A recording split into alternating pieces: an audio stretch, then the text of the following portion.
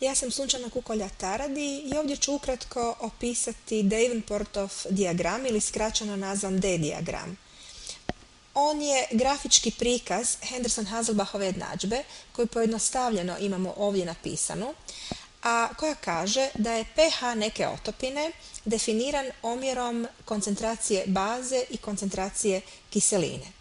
Pri fiziološkom pH od 7,4 taj omjer baza i kiselina iznosi 20:1, to jest baze ima 20 puta više od kiseline, zato što je koncentracija hidrogen karbonata u plazmi 24 milimola, a normalna koncentracija ugljičnog dioksida je 1,2 milimola pri parcijalnom tlaku od 5,3 kilopascala, što daje omjer 20:1.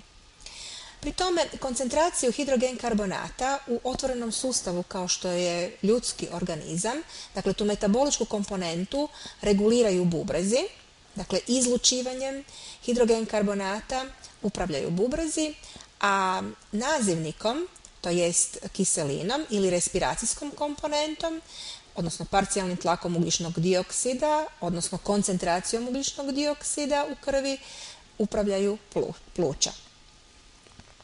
Na apsisi je znači nanesen pH iz Henderson-Hasselbalchove jednadžbe, na ordinati se nalazi koncentracija baze, odnosno hidrogen karbonata, a ove izobare predstavljaju parcijalni tlak ugljičnog dioksida, to jest ovu treću komponentu Henderson-Hasselbalchove jednadžbe.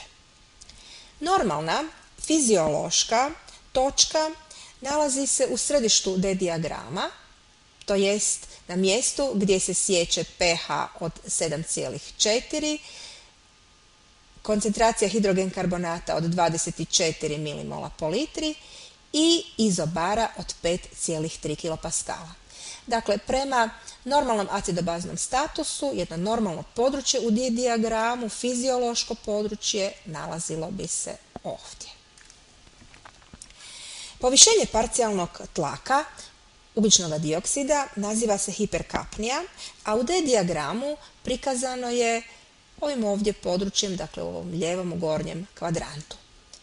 Suprotno tome, smanjeni parcijalni tlak ugljičnog dioksida naziva se hipokapnija i predstavljen je u ovom desnom dijelu D-dijagrama. Alkalemija znači povišeni pH plazme, a acidemija znači sniženi pH plazme. Eto, to su ukratko glavne činjenice vezane uz D-dijagram koje će nam biti potrebne kasnije za analizu acidobaznih poremećaja.